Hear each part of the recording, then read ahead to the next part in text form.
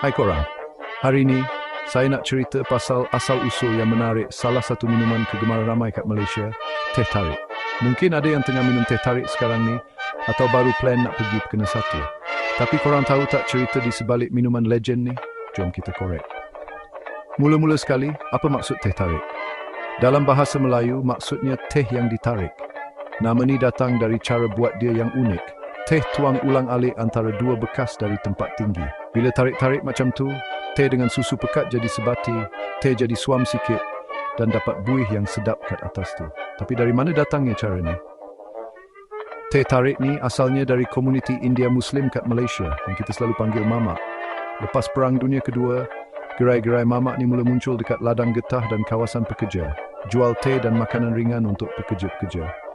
Memang tempat best untuk rehat dan segarkan badan. Tarik-tarik teh ni bukan saja-saja tahu. Cara ni tolong campurkan bahan-bahan tu betul-betul, sejukkan teh sikit tanpa guna ais. Jadi teh tu lagi pekat, berkrim dan sedap. Praktikal dan sedap. Sekarang ni, teh tarik ni macam dah jadi minuman kebangsaan tak rasmi Malaysia. Korang boleh jumpa kat gerai mamak, kopi ciam dan selalu dinikmati masa lepak-lepak dengan kawan-kawan dan keluarga. Tapi, ada satu soalan menarik ni. Teh ni asal dari Malaysia ke India. Macam ni, teh tu sendiri asalnya dari China dan dah diminum beribu-ribu tahun. Dari situ, ia tersebar ke India dan Sri Lanka masa zaman penjajahan British yang mulakan penanaman teh secara besar-besaran. Kat India, orang tempatan mula tambah susu dan rempah, jadilah minuman macam masala chai. Kat Malaysia, teh diperkenalkan melalui perdagangan dan penjajahan. Tapi, ciptaan teh tarik ni memang asli Malaysia, hasil di komuniti India Muslim atau mamak kat tanah Melayu dulu.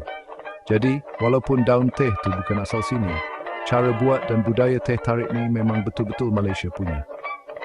Jom kita ringkaskan sikit sejarah teh kat Malaysia. Dulu, dalam abad ke-19, pedagang Cina bawa daun teh kering ke Melaka. Masa tu, teh ni barang mewah, guna untuk jamuan diraja atau majlis istimewa. Lepas tu, masa zaman penjajahan British abad ke-19 dan awal abad ke-20, orang British sebarkan budaya minum teh. Diorang juga buka ladang teh komersial. Macam Tet Bo yang terkenal kat Cameron Highlands tu, diasaskan oleh pedagang British J.A. Russell tahun 1929. Dan jangan lupa pekerja-pekerja dari India yang bawa tabiat minum teh diorang, yang akhirnya membawa kepada lahirnya teh tarik. Jadi walaupun pokok teh tu sendiri bukan dari Malaysia, teh tarik yang kita suka ni adalah contoh best macam mana budaya pendatang dan budaya tempatan boleh bergabung menjadi satu benda yang unik dan ikonik.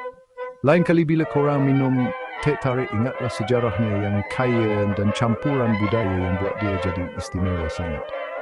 Terima kasih sebab menonton dan jangan lupa like, share dan subscribe untuk lebih banyak cerita menarik macam ni. Jumpa lagi.